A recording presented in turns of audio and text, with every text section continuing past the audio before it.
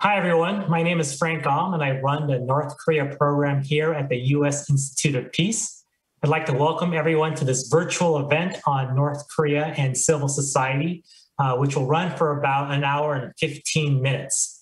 Before we begin, I just wanted to introduce our institute for those of you who may not be familiar. USIP is a national, independent, and nonpartisan institute that's funded by Congress and that focuses on the mission of preventing, mitigating, and resolving violent conflict. Okay, so today we're talking about an aspect of North Korea that doesn't get much attention. A lot of the immediate focus is on the North Korean security threat and how the Biden administration may be responding to this threat. But as the current security stalemate continues, there are ongoing economic and social dynamics in play in North Korea that could have long-term implications for the welfare of the North Korean people, as well as U.S. policy towards North Korea.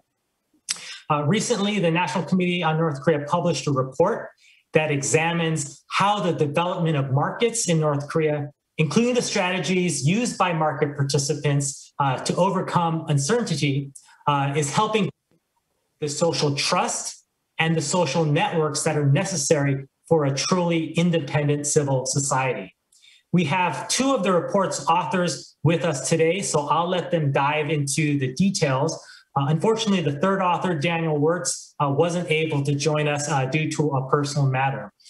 So I'll let the authors share their findings for the next 25 to 30 minutes. And then we have two fantastic experts on North Korea who will serve as discussants for the report for another 15 minutes or so. And then we'll save the last 25 minutes for Q&A. So let me go ahead and introduce the speakers and discussants very briefly. First is Justin Hastings, who is a professor of international relations and comparative politics at the University of Sydney in Australia.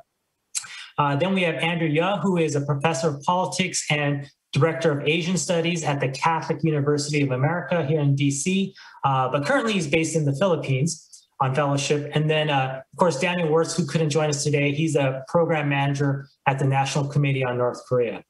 And then our two discussants, Celeste Arrington is assistant professor of political science and international affairs at George Washington University.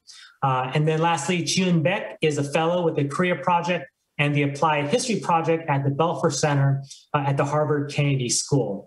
So with that, let's just dive right in, and I'll turn it over to Justin to start off on a summary of the report. Okay, thanks. Let me share the screen and see if you can see it. Okay. So I should say that this project arose as a result of a conversation I had with the National Endowment for Democracy several years ago, where they were interested in sort of the markets that have erupted in North Korea over the past 25 years or so, and are seemingly here to stay. And they wanted to know sort of, well, how can, to what extent might this be related to ultimately some kind of civil society in North Korea? So I didn't know that, so I got some other people together to sort of help me look into this. And we came up with basically this report that you see before you. So just to sort of give you an overview of the report and of the talk, first we'll talk about the markets that exist in North Korea very briefly, and we're interested especially in the aspects of the markets that are relevant to potential civil society developing, not the markets overall. Then we'll talk about sort of how civil society might develop in North Korea, what it might look like, how we think about civil society. It's not necessarily the same in the Korean context as in other contexts. And finally, we'll sort of see what we can do about linking markets and potential civil society building blocks. And I think, spoiler alert, we don't necessarily think there is civil society in North Korea, but there are certainly green shoots that might arise as a result of market activity. And the general way we're thinking about this is basically in terms of this framework, right? So we think about certain kinds of characteristics of North Korea's political and economic environment, and sort of the people who are essentially in markets in North Korea have to deal with these characteristics. They face challenges in their participation in markets, both at the lower levels and at higher levels as well. And in addressing these challenges, market participants have developed and implemented a number of different strategies, which we'll go into.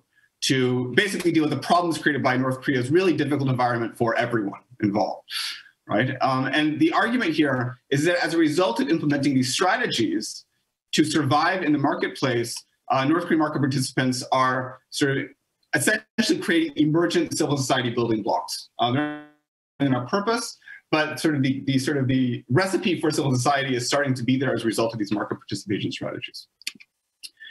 Okay, so first we'll talk about markets in North Korea, and then Andrew will talk about civil society and linking civil society and markets, as well as some implications for NGOs who might be interested in North Korea as well.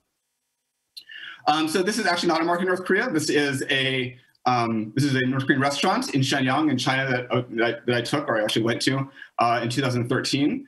And so just to point out that North Koreans are sort of involved in markets and entrepreneurial activity all around the world, not just in North Korea, right? And so this is something that has become sort of infused in a large part of society in North Korea. And so I'm not going to sort of go over the history of markets in North Korea. They arose as a result of very difficult times that arose in sort of in the 1990s as a result of the arduous march. But under Kim Jong-un, I think the most relevant characteristics for our purposes are how he's treated markets and how he's treated political power, right? So Kim Jong-un has, by and large, attempted to re-centralize political power under not only him, obviously, but under the party in particular. He's allowed markets to continue. So we haven't seen sort of the assault on markets that you saw under Kim Jong-il. At the same time, he's made it difficult for markets to operate, right? Not necessarily on purpose. His missile and nuclear tests, especially between 2013 and 2017, led to increased UN sanctions, which had an impact on the ability of markets to operate with foreign goods, to buy and sell things. And by and large, he has taken measures that are designed to get more money from market actors, from the Dongju, as well as tighten political control over them, right? We see sort of crackdowns in independent smuggling, especially during COVID. We see sort of some crackdown on the measures that allowed informal market activity to take place. We see some attempts to extract money from market actors through the issuance of public bonds, as well as plans announced just last month to restore political control, which they would not have made ultimately if they thought that they actually had, sort of economic control over the markets. And what this led to under Kim Jong-un is a political and economic environment that has three sort of main characteristics that are relevant for both markets and civil society. I mean, first, the North Korean state is really deeply ambivalent about markets, right? The level of political support they give, the level of hostility they have will vary over time. It will vary depending on who's actually doing business, which market actors we're talking about. It'll vary based on the nature of the markets and the location of that business. So in some sense, it's really uncertain. You don't necessarily know if the North Korean state is on your side or not. At the same time, the North Korean state is addicted to the markets, right? They need the revenue generated by these market actors. They can't close them down entirely or else they lose that revenue.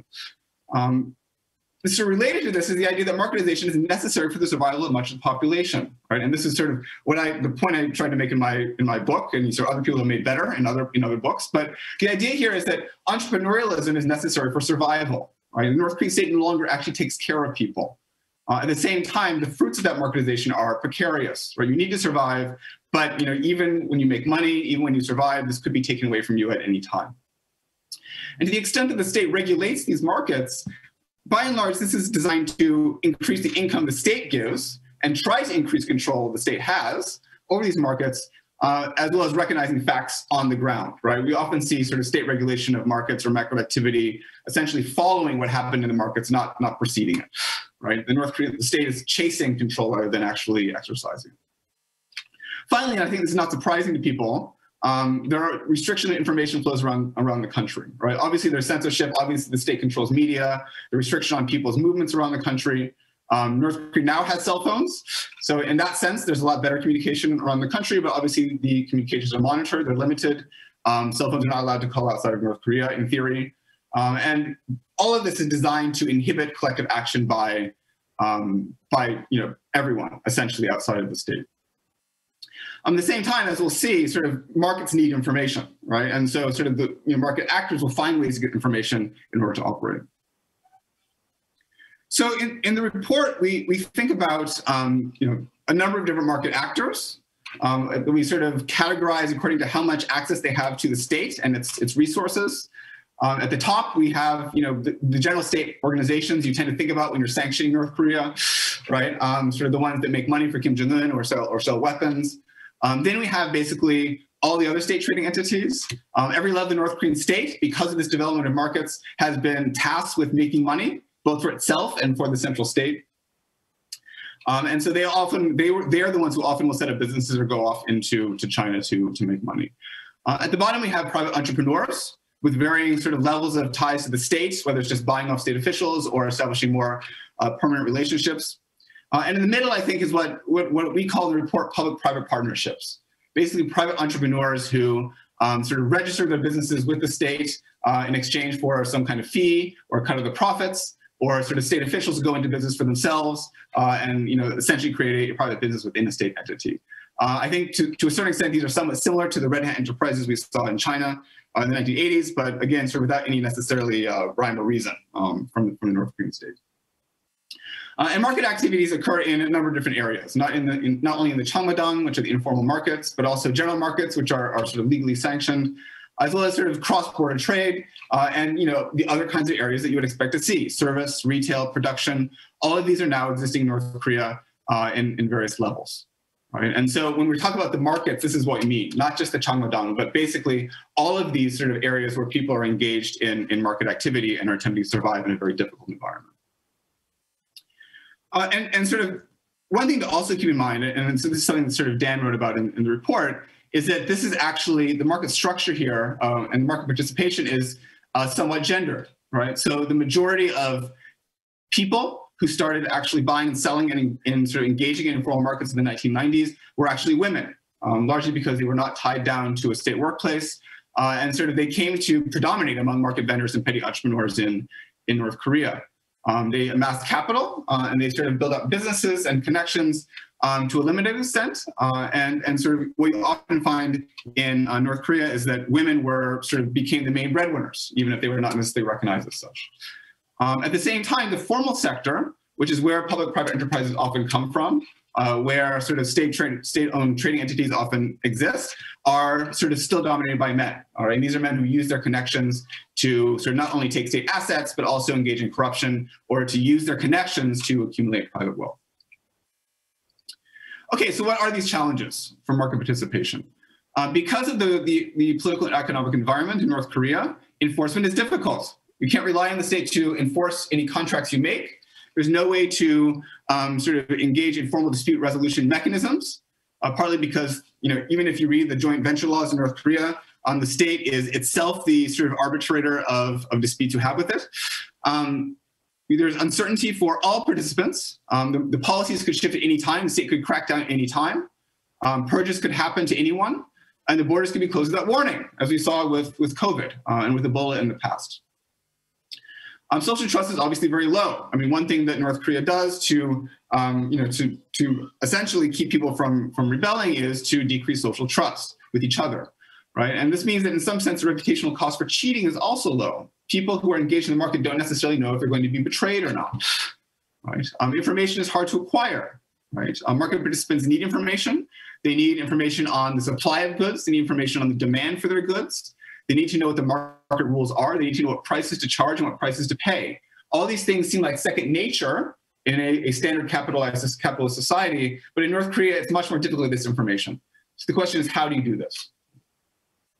And finally, related to social trust being low, relationships are transactional, right? Sort of, you basically sort of market participants are opportunistic. They take advantage of where they see it, and this may mean sort of a high level of cheating. So how do market participants address these challenges then? So first they could say they seek out ways to enforce contracts and resolve business disputes. So in our interviews with Chinese businessmen, this often came in the form of retaliation. So if you sort of screw me over, I'm going to retaliate against you or have my friends do it, perhaps in a violent way. They will often build influential relationships with officials as a way of making sure those contracts are enforced, not necessarily by the state, but by their official partners. They also want to decrease uncertainty about policy, about security. And this means leveraging those official relationships, sort of engaging in sort of using officials to get information, to shield themselves politically, sort of teaching themselves to officials to create patron-client networks, as well as these public-private partnerships. So that's one way you decrease uncertainty, by basically legalizing yourself and making yourself a public entity. Marketplaces also seek to increase trust between participants, right? So one of the interesting things that we've seen arise in North Korea over the past few years are trusted third-party connections. People are introduced to other people for business by someone they both trust, even if they don't know each other, right? They will interact with each other repeatedly. If I didn't cheat you the first time, then hopefully I won't cheat you any subsequent time as well. And through these repeated interactions, we'll see, as Andrew will talk about, perhaps increased levels of trust. Think more darkly, they also create mutual vulnerability. If we're both engaged in illegal activities or informal activities, we both have sort of cost to betraying the other. And finally, you use sort of brokers, right? These are the trusted third parties, which then can help transit information, which can help build trust and help build networks that you could then use to have trust within business relationships. And finally, sort of market participants have strategies to improve access to information. They use these brokers to get information, to sort of communicate inside and outside of North Korea. Obviously now using mobile phones can help increase trust even within North Korea across distance. And they also leverage these networks they built up, leverage these official relationships they build up to sort of improve their access to information.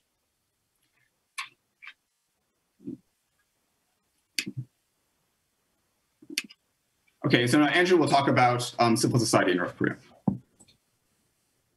Okay, thanks, Justin. So Justin outlined the strategies market actors in North Korea use to survive and to keep their businesses afloat.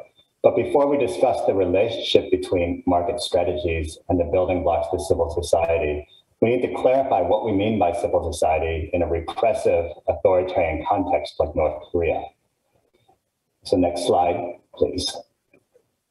Civil society is, of course, a frustratingly difficult concept to pinpoint. It can refer to voluntary associations, NGOs, and social movements. Sometimes civil society complements the state by providing public services and contributing to good governance. But in other instances, civil society exists in opposition to the state, manifest in anti-government protests. Civil society may also vary across time, geography, and cultural context. Although no universal definition exists, we adopted political scientist Larry Diamond's definition of civil society in our report.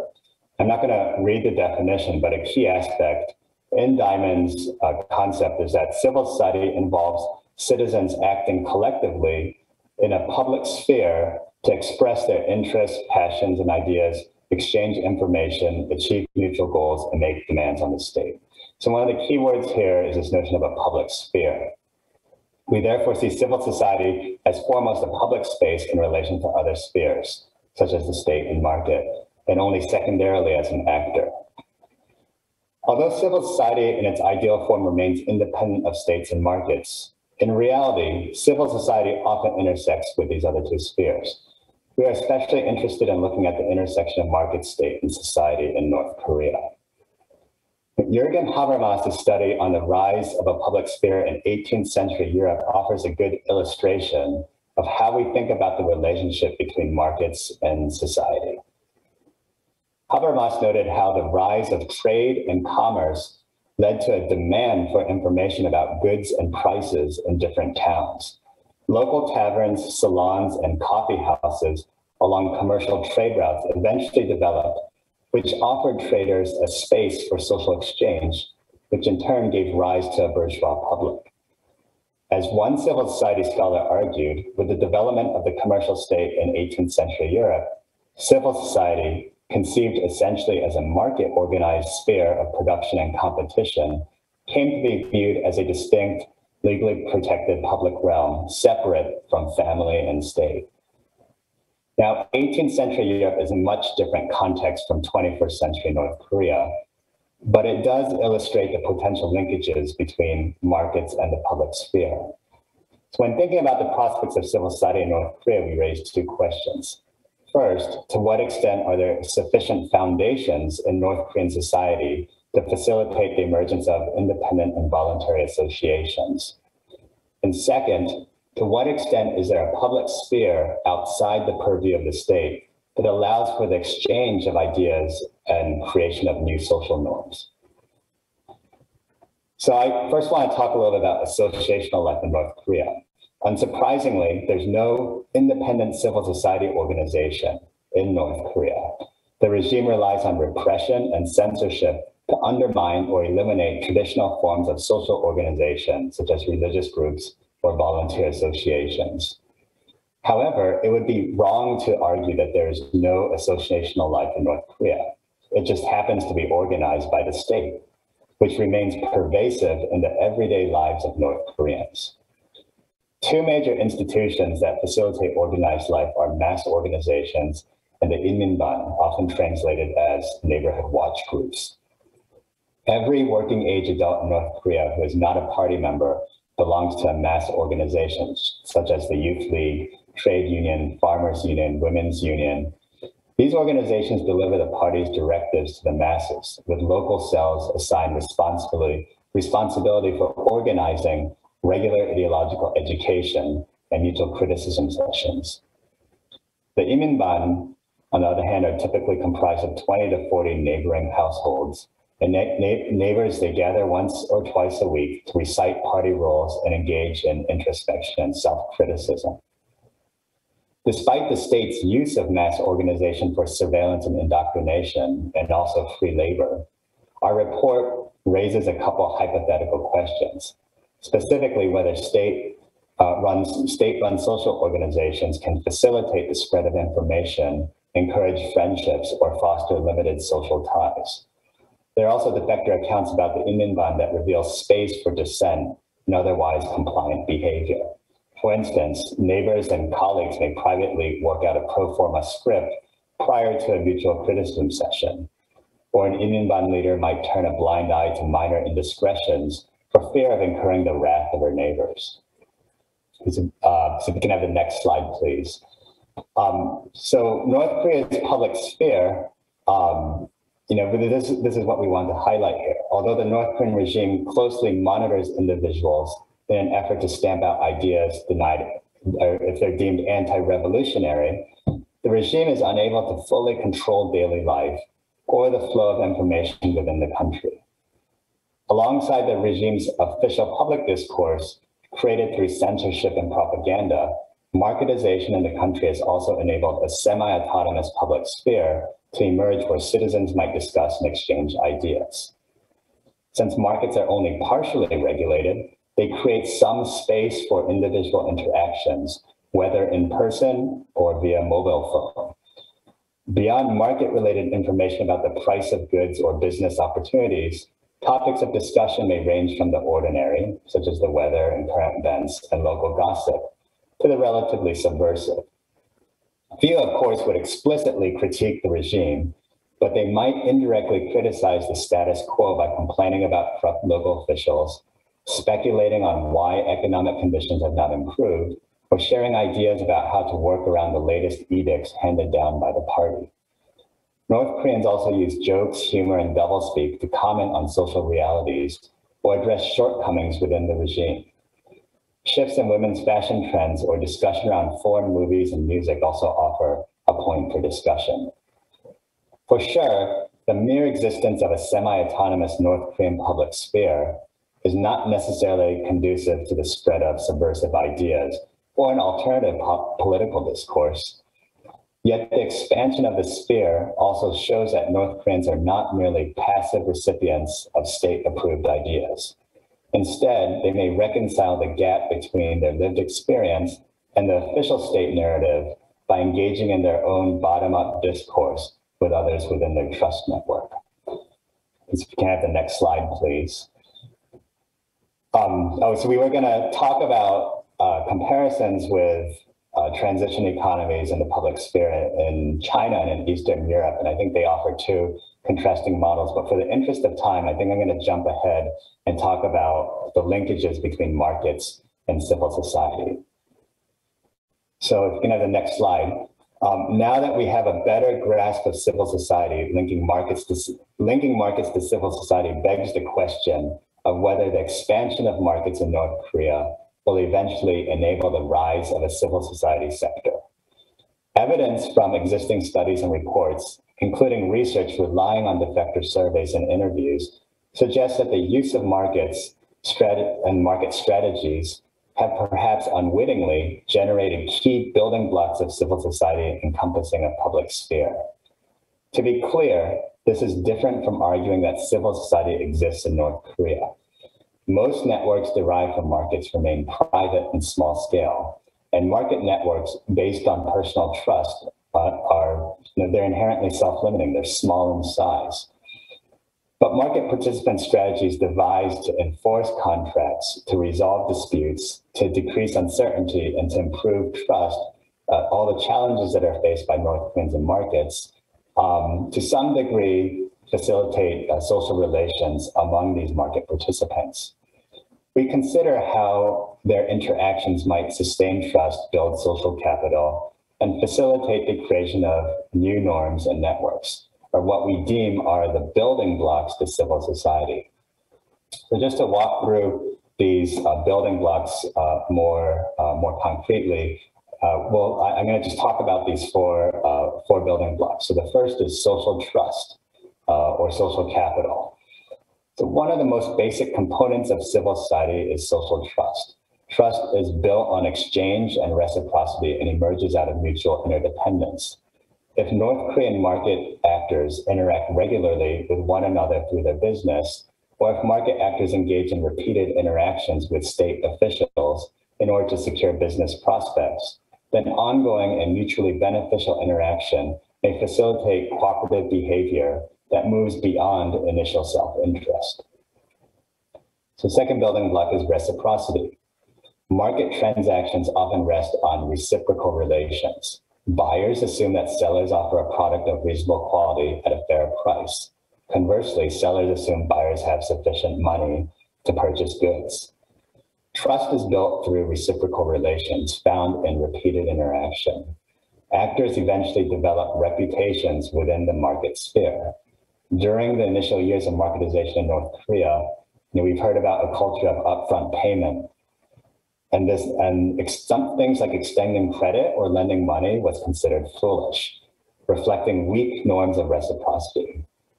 But over time, the development of market networks and the spread of cell phones have increased the reputational cost of cheating and thus allowed more market transactions to proceed at a distance or via credit.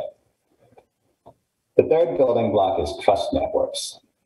So the rise in markets in North Korea have resulted in the rise of informal trust networks. We mentioned social trust, but social trust among whom? And so this is where the connections with other individuals are important. Horizontal networks that are built between and among buyers and sellers.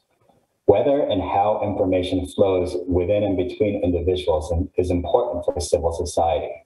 Market participants may therefore be better conditioned to promote social interactions that mimic civil society, either through their interactions or even through their interactions, and even if they're primarily driven by profit and self-interest rather than collective interest. And finally, a last building block to civil society that we mentioned is shared norms. Within these trust networks, market participation strategies can turn into shared norms and ideas. So let me give an example.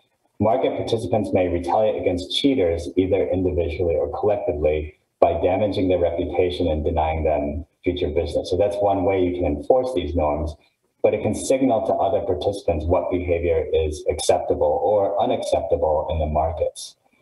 Market strategies may also develop into market rules that protect the interests of the wider market community. For instance, when offering bribes to state officials, an unspoken ceiling or a market rate may exist on how much to bribe a border guard. So this would be considered here a norm of how much you should actually bribe a border guard. And it's shared or disclosed among market participants. When translating market participation strategies into civil society building blocks, an important question to raise is whether the exchange of market information, such as prices or the quality of goods, and business transactions can extend to relationships that actually go beyond the marketplace. In other words, are market participant strategies limited to just the realm of markets, or can they be translated to the realm of civil society? If interactions are strictly limited to business transactions, then market strategies may just remain limited within the market sphere. But if the information about goods and prices perpetuates other non-market related discussion, such as current events or political trends, maybe the local news, market activity may indirectly shape and inform the early trappings of a limited civil society. So in short, markets may not directly produce civil society in authoritarian regimes, but their existence can help generate the building blocks essential to its formation. Markets in North Korea create new relationships among individuals, including relationships between private entrepreneurs and government officials. These relationships may be seen as opportunistic and transactional in nature, but repeated interactions can over time lead to reciprocity and trust as the interests of buyers, sellers, and brokers, and even government officials become intertwined. Information shared among market participants within horizontal and vertical networks may gradually shift market discourse, if not other forms of discussion taking place within the smaller private networks, and bring it out into a more public realm. So that would be the basis of a public sphere. Okay, I want to talk about the elephant that's in the room, and that's COVID-19 and its impact on North Korean markets and society. So the impact of border lockdowns and the virus on markets, not to mention the lives of North Koreans, is really a key question these days. By most account, Kim Jong-un appears to have tightened control over markets, with calls for greater economic centralization, as was outlined in the 8th Workers' Party Congress. It's really too early to assess the long-term impact of these policies on North Korean market and society. And we have even less information on what's happening inside North Korea than before. And it's also unclear how long the border lockdowns will remain in place. But for now, it's fairly safe to argue that North Korea has an economic and possibly a humanitarian crisis on its hands, given the lack of food, medical resources, and basic supplies. But in the short term, market strategies and foundations of civil society that we describe in this report may offer a source of resilience to North Koreans, even in the absence of voluntary organizations or civil society or ad hoc. These ad hoc networks of extended family, friends, neighbors, and acquaintances that may help North Koreans adapt to these difficult circumstances. Unfortunately, prolonged hardship in North Korea may undermine the mechanisms that create the building blocks of civil society, and that's just something that we're going to have to monitor.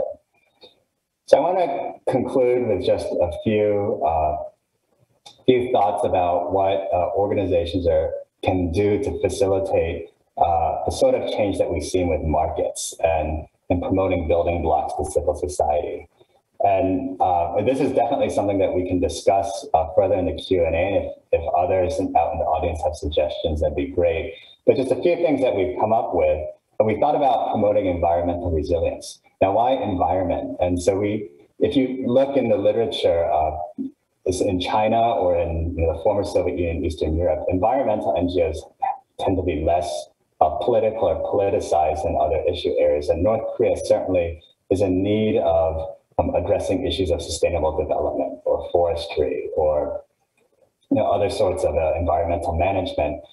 But so there might be ways of local level collaboration and training on things like the use of land or reforestation or even natural disaster preparations. And so there might be a way of getting individuals in the community to work together. And if you have these market networks, that may already be an existing network where they can operate. We also talked about empowering women entrepreneurs. Justin mentioned how significant, how important women have been in the marketplace. And so maybe if there's a way of offering them training and resources for community lending. So in Korean, there's something known as the KAE, where you pool together money and use that for microfinancing. So there might be a way of fostering these entrepreneur programs specifically for women. We also mentioned establishing connections between government or economic officials and market participants. Just in talking with some individuals who are engaged with North Korean markets, it's funny to note that the government officials themselves don't really know exactly how they operate, who to go when there's a problem, or how do you receive a loan. But market actors actually have this knowledge. So if there's a way to facilitate that communication or information, that might be another way of promoting building blocks to civil society. And finally, we talk about facilitating information knowledge sharing across distances. So this means promoting market skills and networks through apprenticeship programs, what we call in Washington, D.C. internships, or coming up with incubators, of course, this is all when border lockdowns end or ease, but doing things like study tours. And these are programs that have existed in the past, but we think that they can be built upon to promote things like trust, information sharing, trust networks, social capital, and the like. So I think we'll end there, and we're looking forward to hearing the comments prepared by our two discussants and the rest of you listening out there. Thank you. Justin, Andrew, thank you so much. That was a fantastic overview of a really great report. I encourage everyone to read it. I think there's a link to the report on the event notice. But it was a great overview, not only just about the history of markets in North Korea and the marketization process and the ambivalence that the North Korean government feels towards marketization, but also how North Korean society is organized and then the interplay between the two. I feel like there's something very transformative there, that something promising and hopeful that the report is suggesting. And hopefully we'll have our two discussants break down how that might be the case. So let me, actually, before I turn it over to Celeste, let me just make one comment about the Q&A. So when we open up the Q&A to ask a question, please use the chat box function that's located, I think, just below the video player on the USIP event page. And I'll provide another reminder when we start the Q&A portion of the event. So with that, let me turn it over to Celeste for her comments. Sure. Thank you very much, Frank. And thank you to Andrew and Justin and Dan for including me. It's nice to see old friends in this COVID era. I'm going to begin with 3 points of praise and then sort of raise a question to push you a little bit more on the findings of the report. But as Frank suggested, this is, first of all, an excellent synthesis of the social, political, and economic changes that have been occurring in North Korea since the 1990s. And I think it's especially strong on the details of the market participation strategies. I expected no less, but it's very well written. And it also does a nice job of balancing specific examples with some not too generalized core findings, which are very helpfully precise in the findings. And that brings me to my second point of praise, which is to say that the precision of this report stems from really careful conceptualization, which is a fancy word that political scientists like to use, but being clear about how they're using the concepts of civil society and the public sphere. And I think that showed through in Andrew and Justin's presentation just now. These are concepts that come out of the liberal Western tradition. And as we've already seen with studies of civil society in the democratic neighbors of North Korea, Japan, and South Korea, the concepts need adjusting before they're applied in this context, especially so in the highly repressive authoritarian context of North Korea. And I think Dan and Justin and Andrew do a really nice job of being specific about which parts of the concepts they're using and how they're applying to North Korea. They don't just jettison these concepts as being too liberal Western in their origins, but they spell out why, for example, we should not expect autonomous associational life in North Korea or a free media in the public sphere, but instead they use them to show, for example, how repeated interactions in the market context can over time give market actors the leverage to engage in building reciprocity relationships in the absence of market regulating institutions and dispute resolution mechanisms. And so all of this is to say that this process then could build social trust, which could eventually become the foundation for more overlapping horizontal relationships that usually characterize civil society.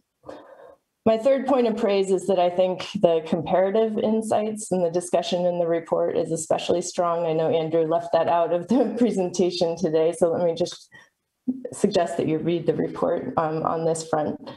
But the lessons that we can learn about market activity in other authoritarian contexts is really nicely spelled out. And I think that's a real great strength of this report. My questions emerge from the comparative insights in some ways.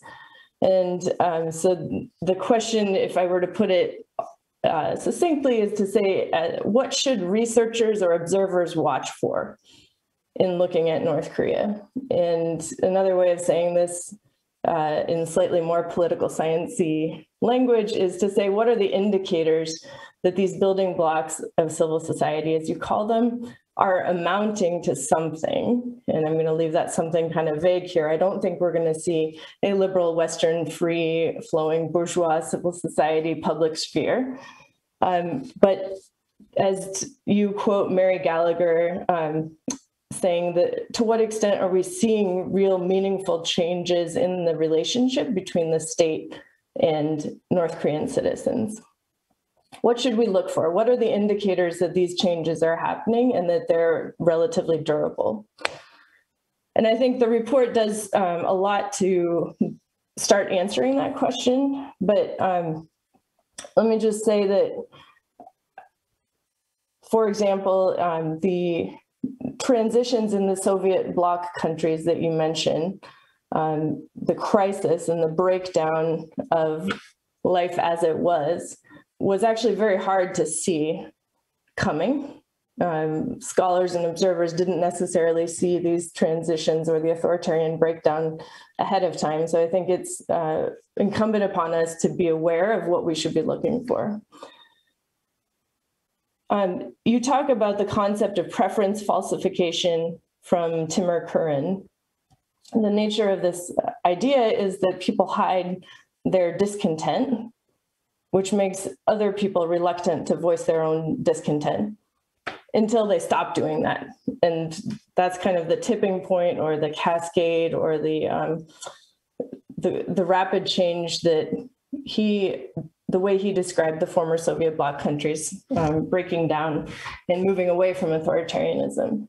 So if we look at North Korea, certainly, as you note, survey data shows that the Kim family or Kim Jong-un has no legitimacy crisis today. But the concept of preference falsification leads that we should not expect answers to surveys to the answerers, the respondents, to voice discontent. So what other things could we look at? I think the discussion about changes in the language, like doublespeak or joking about the regime, is excellent. That's one potential indicator of more durable change.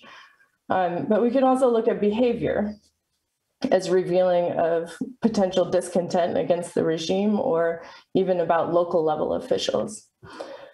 And so if we look at behavior, perhaps the 2009 and 8 protests that you reference in markets in Chongjin, and then in 2009 after the currency devaluation in North Korea, that's too high of a bar. We should not expect actual collective action in North Korea. And I think here the comparative cases are excellent. So for example, in Diana Fu's research about China, she talks about mobilizing without masses, where what looks like an individual Chinese citizen's suicide threat or other everyday act of resistance against state officials may actually mask a much broader network behind where groups of people teach each other how to engage in everyday forms of resistance. And those networks of learning or sharing of information may actually be quite invisible to researchers. Even in democratic Japan, one scholar has called civil society in democratic Japan invisible. And so what I've seen in my research about civil society in Japan is that you get groups of like 10, 20 people that get together in somebody's living room and they talk about a proximate grievance or an issue right near them, and they learn about it. They share information about what the problem is. And so in the scholarship, you might call this naming the problem, and then figuring out who's responsible for the problem, blaming. And then that can then cascade into claiming, or actually making demands on the state or to state officials to start changing. So as observers and researchers, these are very difficult things for us to look for when we look at North Korea.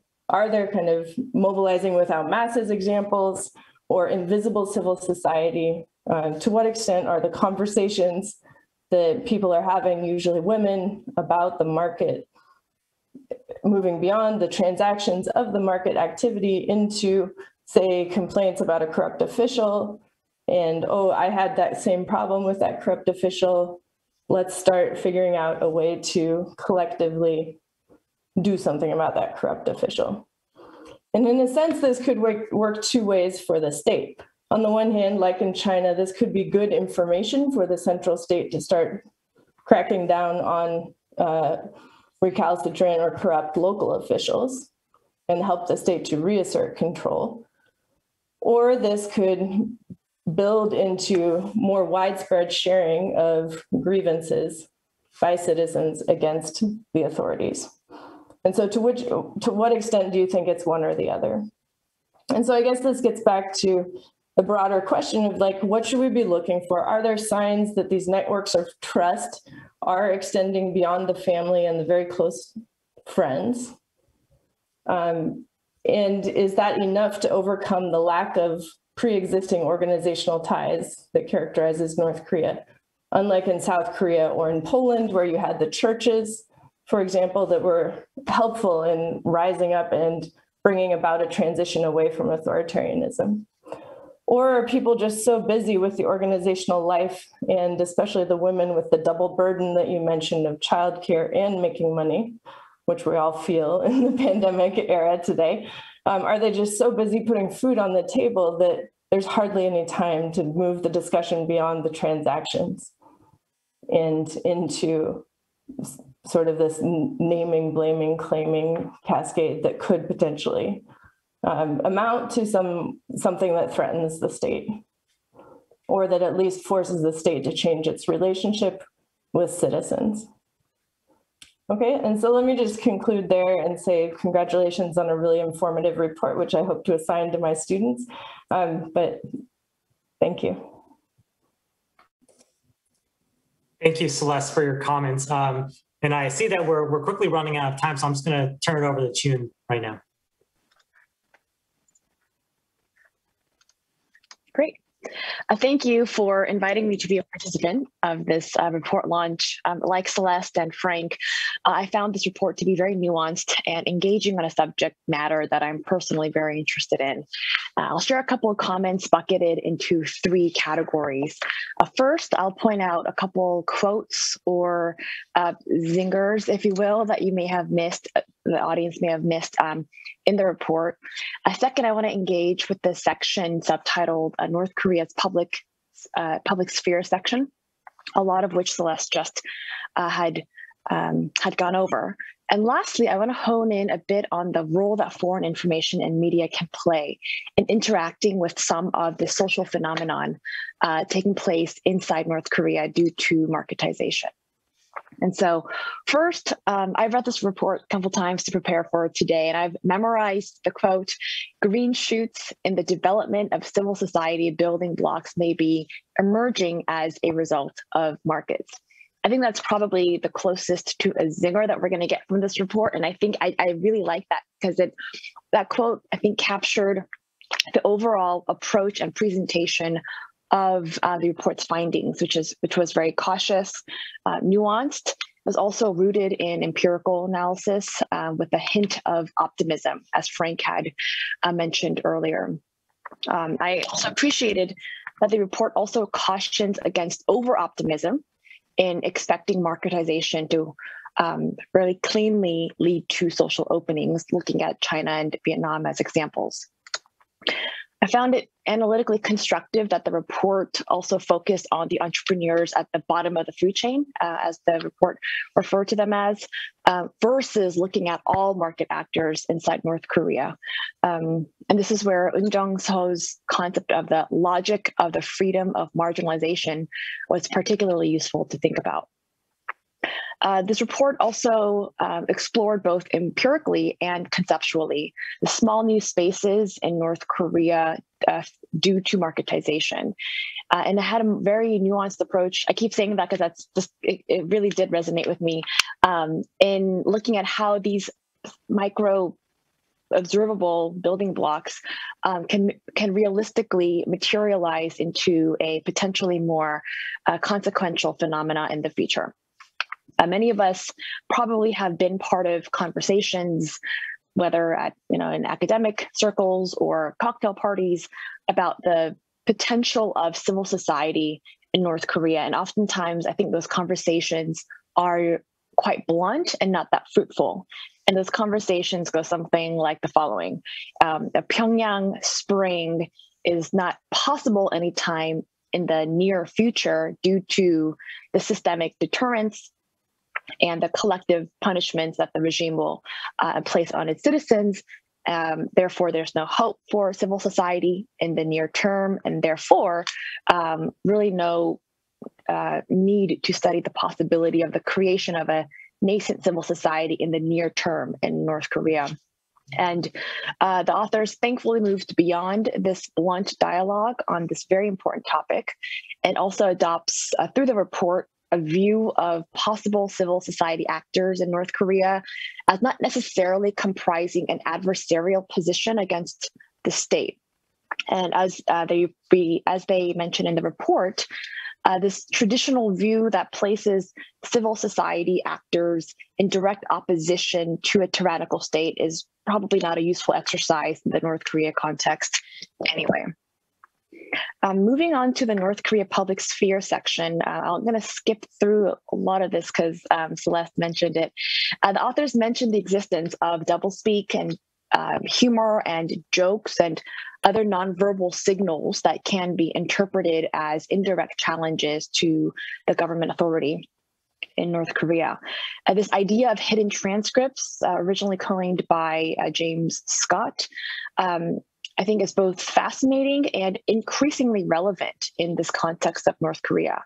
And I think that could be further explored in future research. And so if there are researchers in the audience who are looking for research projects to take on, I think this is an area really worth delving into. Also, it's great to see Hyungmin Ju's work covered in this section. The idea of hidden transcripts in North Korea's market, I think, is super important. That probably can use more attention. In addition to, along the lines of future areas of research, I think there can be more engagement and exploration of how the literature of the early stages of micro-mobilization in authoritarian states can apply to the North Korea context. I think this was not a lack on the report by any means, but I think just looking forward. And especially given that this report is seeking to create a conceptual framework that's grounded in empirical analysis, I think there's a lot more room for researchers to situate some research questions in the literature on micromobilization in high-risk contexts, i.e.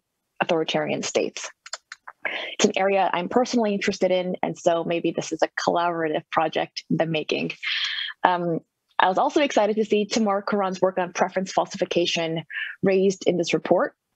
If we have anecdotal evidence that North Koreans are indeed falsifying their preferences, and we do, again, the acts of individuals misrepresenting their opinions publicly due to public pressure or sanctions they may face, then there's certainly plenty of research questions, I think, that can be explored, situated in the literature on these early stages of micromobilization.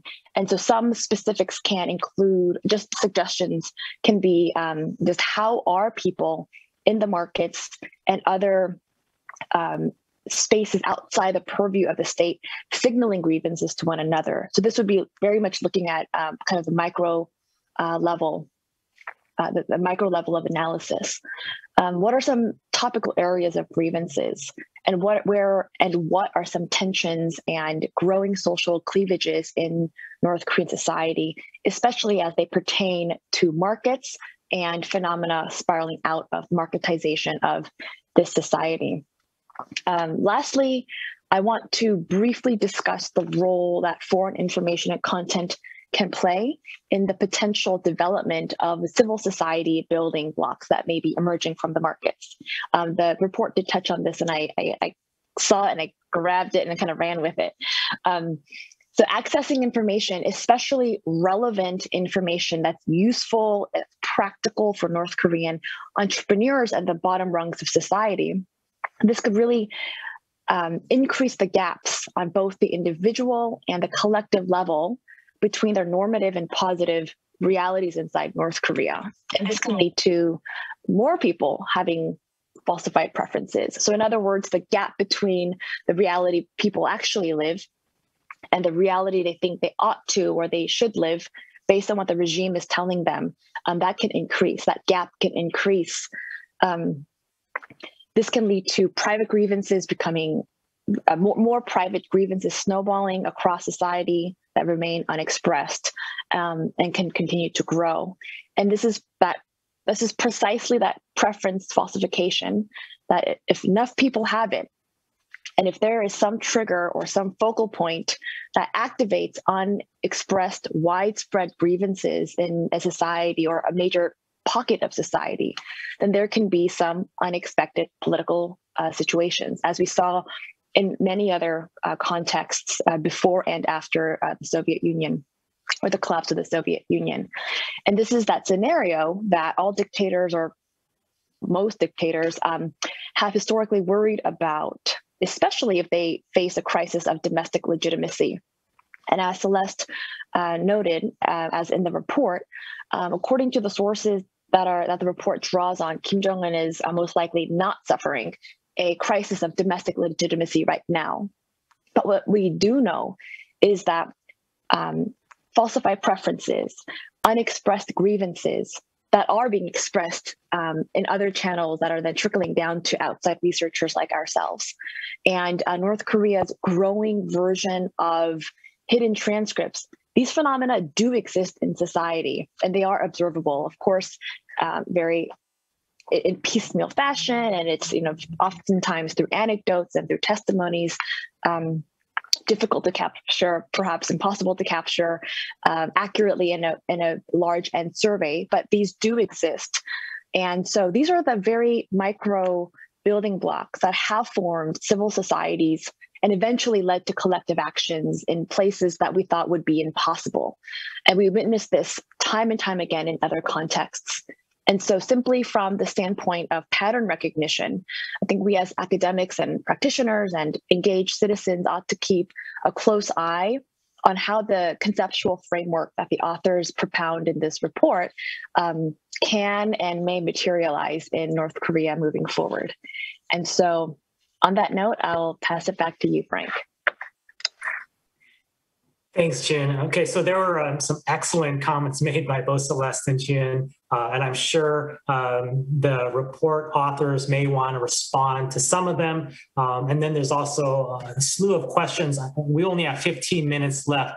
And so I think what I'll do is I'll ask the first question, my own question, and then I'll allow the report authors to respond. And also if they want to respond to any of the discussants, you can do that as well. I only ask that you try to be as brief as possible in your responses, that we can get to as many of the questions as possible. Okay, so my question is basic. Why should we care about promoting civil society, right?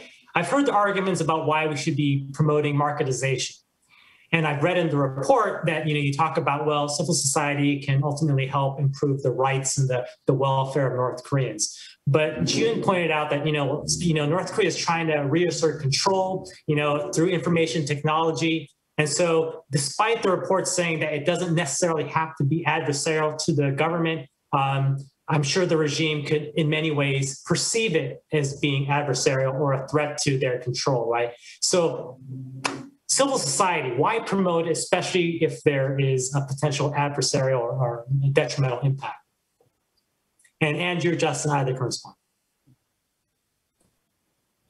Justin, I can take a stab at that first. That's an excellent question. Part of it is dependent on what aspect of civil society that you're looking at. But one of the reasons why in the report, when we talk about civil society, is not just trying to overthrow the regime or to challenge the government, is because if you look at governance issues, I mean, take for instance natural disaster and flooding. I mean, it's always a problem for North Koreans, but they can never seem to really address it adequately.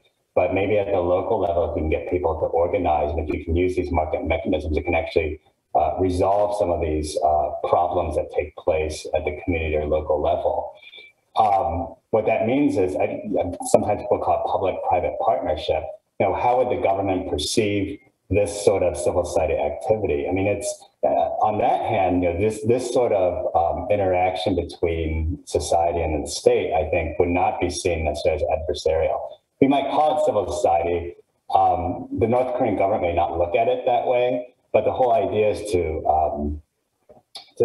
improve the lives of ordinary North Koreans and getting local communities involved as well too. Now that's different from what happens if it requires getting more information inside North Korea. What happens if you have to open up political control a little bit to allow this to happen? That's where I think the regime might be wary, but it depends, I guess, on what the purpose of civil society is being used for. And that's where you get this larger debate. And we didn't talk about the comparisons, but for instance, in China, there is a civil society. It's very restricted, and the government and civil society actors work together. But is that the sort of model that you want? Because if you look at the grand scheme of things, what does Chinese society look like today? Is that where you want North Korea to be? But it's in relative terms. I'd say that people in China are much better off than they are in North Korea. So that might be one way of looking at it. Anything you want to add, Justin? Yeah, I would say that, so why do we care about promoting civil society? Right? I mean, aside from the general welfare of the North Korean population, if you sort of look at the comparative cases, I mean, one of the issues that sort of befalls a lot of these countries is, in a totalizing environment where the state then falls apart, which may or may not happen in North Korea in the long term. You need something there when the government's not, right? You need something that sort of, people can actually talk to each other and build up trust with each other, right? Or else you have a very difficult society that you're dealing with when there's no civil society to sort of pick up the slack, so to speak. And so that's sort of the basic. I mean, in terms of why would the North Koreans see this as undermining control? I think in a Western sort of adversarial style of civil society, yes, it would.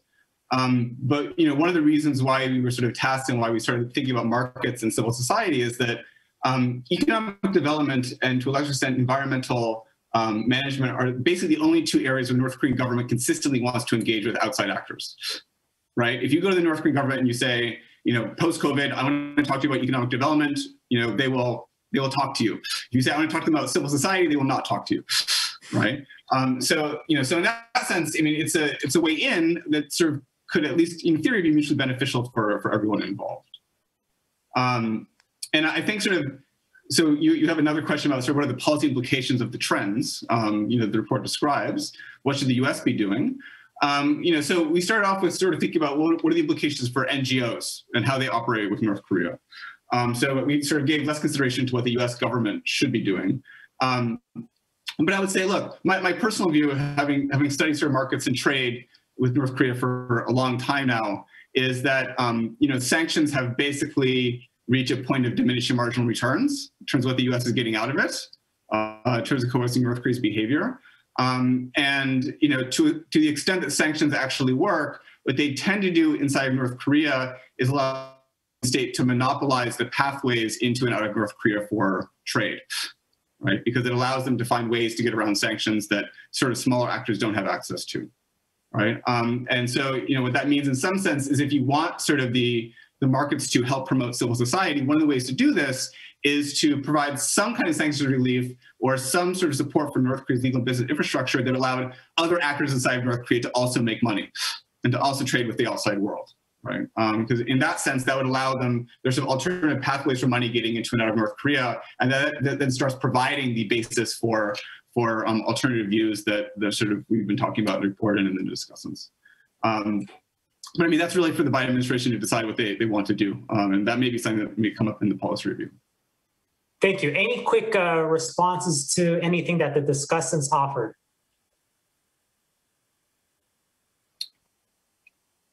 Otherwise, I can jump into the next question. Yeah, we can jump into the next question, maybe. Okay, so these next questions coming up, I don't have the names or the affiliations of the people asked, so I'll just ask it blindly. First one is, how involved is in market activity is the North Korean military? Does it have its own independent economic interests that it pursues autonomously, or does the Worker Party have control and oversight over it? So, I mean, I guess the question is, what does autonomous mean in North Korea? But, you know, the answer is yes, the military has its own economic interests, has its own sort of market activities. I mean, in some sense, you know, you can see sort of these really sort of interesting examples of North Korean military activity where, you know, sort of some of the state-owned companies run their own apple orchards, for example, right? So, you know, the same company that sells weapons also sells apples, right? And so, you know, the way to characterize this broadly is every state organization in North Korea is trying to make money. They're tasked with making money for themselves and also making enough money to give to, ultimately, to Kim Jong-un. The military just as much as the party, just as much as the cabinet, right? And so in that sense, yes, they have their own interests. Those interests are sometimes at odds with the interests of the other parts of the North Korean state. And I think you can say that in general, Kim Jong-un's sort of trend and how he thinks about power is to centralize power in the party rather than the military. So the military has sort of lost a certain amount of autonomy and power under Kim Jong-un. But when it comes to the market activities, I think the safe assumption is that all sort of high-level state organizations are engaged in the market in some way, whether it's through trade or through production or something else, as a way of making money. And sort of the military would be sort of no exception to that. All right, next question. This gets to the fear of North Korean citizens about the government's surveillance, state surveillance. And this is probably a question that anyone on this panel can answer.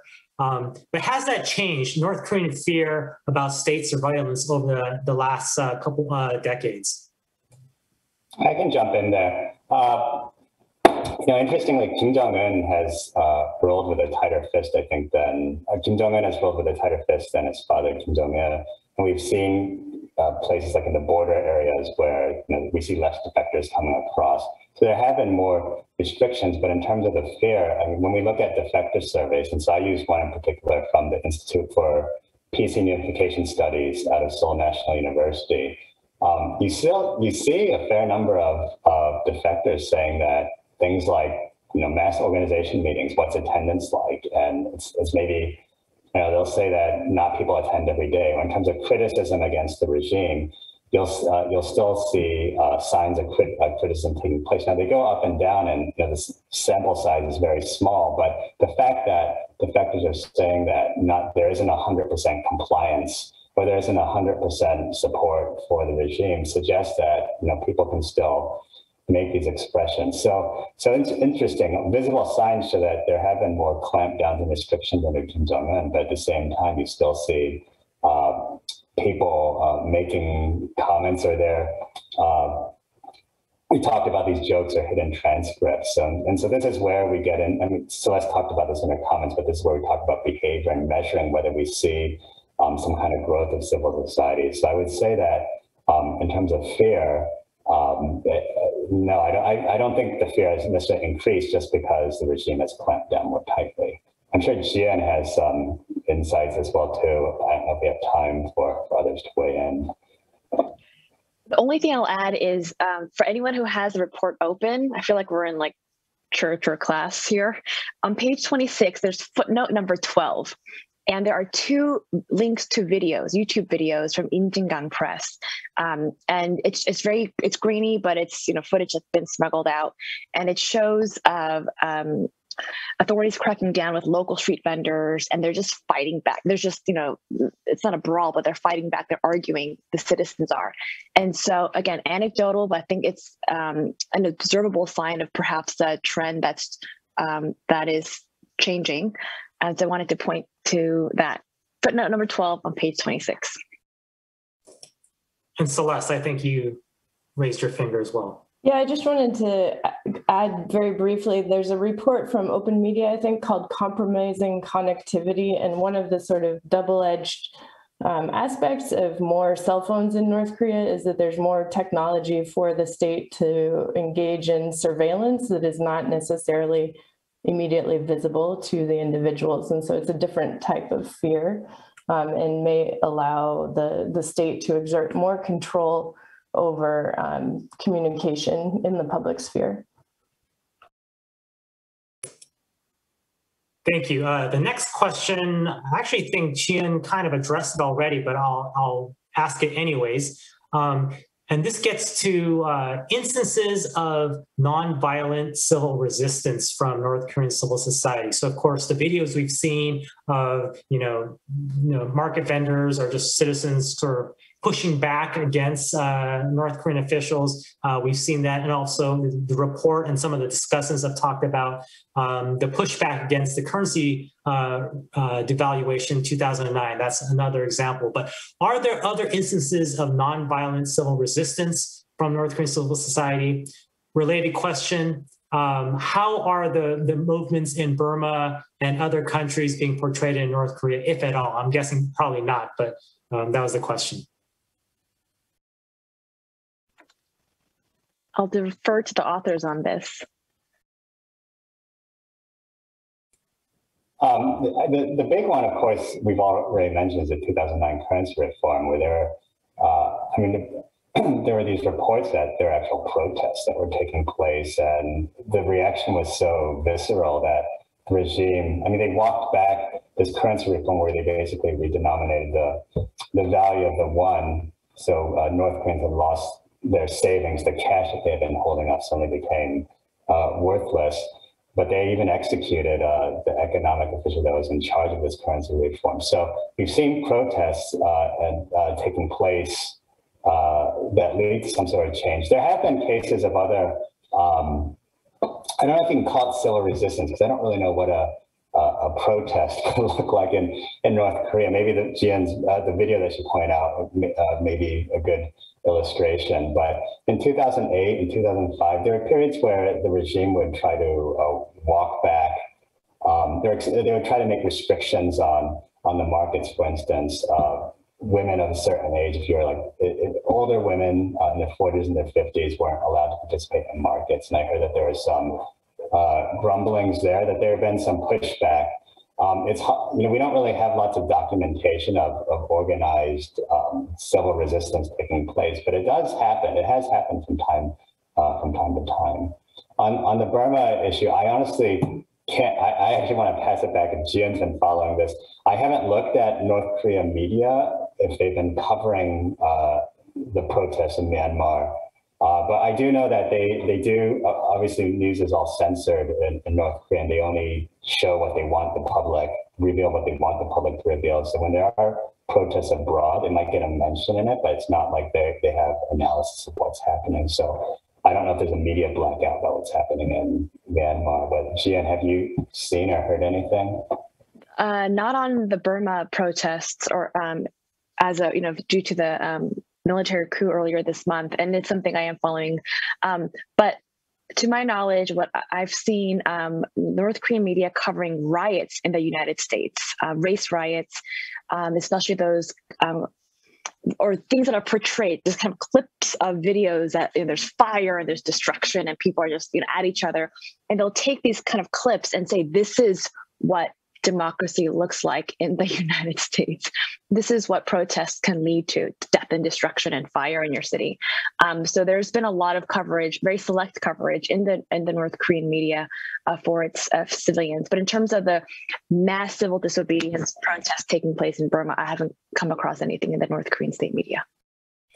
It's 5:15 now, but I'm going to try to squeeze in two questions very quickly and see if I can get two very quick responses. One is, how is the North Korean sort of defector or refugee diaspora supporting the growth of these building blocks, if at all, whether it's through sort of transmissions back into the country? Second question, how do the presenters view the North Korean government's claims about NGOs or civil society, for example, the Korean Federation for the Protection of the Disabled? So I would say in response to the first question, I mean, in some sense, the North Korean diaspora sort of moving information into North Korea, sending remittances into North Korea, sort of communicating. I mean, these things are facilitated by markets in North Korea, right? These are what the communications brokers and the social network brokers are doing. And so in that sense, the very act of doing this is itself being supported by markets in North Korea. So sort of the Korean diaspora outside is actually providing the stuff that goes into and out of North Korea that is facilitated by this. So I think it can be quite important. And one thing I wanted to add is that we're happy to talk offline if you want to sort of talk more about this in terms of implications for NGOs. In terms of the groups that the DPR claims are NGOs or civil society, I mean, obviously from the North Korean government's point of view, these are just state organizations that are sort of transmission belts of information and sort of to the population. What you see in other countries that have these, however, is that occasionally people within these groups can serve as, represent the interests of the people they do serve. I wouldn't call them civil society, but there is some potential for people within these groups to say, well, do I represent the disabled? Then I'm going to make some representation about disabled to the government. That's sort of not going as far as civil society, but it would be one way to say, look, these are not. It's not to say you should ignore them, and they're not civil society, but they may be some way to provide some feedback to the government about what they're talking about. Right, and especially if these organizations, about the protection of the disabled, it's protection of the United Nations, if they have some kind of interaction with other similar groups, civil societal groups that exist outside of North Korea under the UN umbrella. And so I wouldn't dismiss them entirely, but right, they're still state organizations, state entities. And on the first question about the defectors, I would say yes. If it's specific about the leaflets, there's a question about their efficacy, but more generally, these defector organizations sending information, and that is fruitful for this dynamics about spreading information, and they do rely on market mechanisms.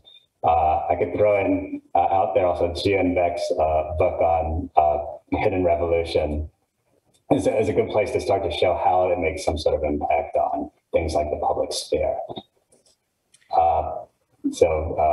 Was that our last question, Frank? Yeah, yes. We're a little over time, so unfortunately, I'm going to have to cut it off there. I do want to thank all of our speakers and discussants for sharing their thoughts on the report. I also want to thank my colleague, Lucy Stevenson-Yang, and our USIP events team for helping organize the event.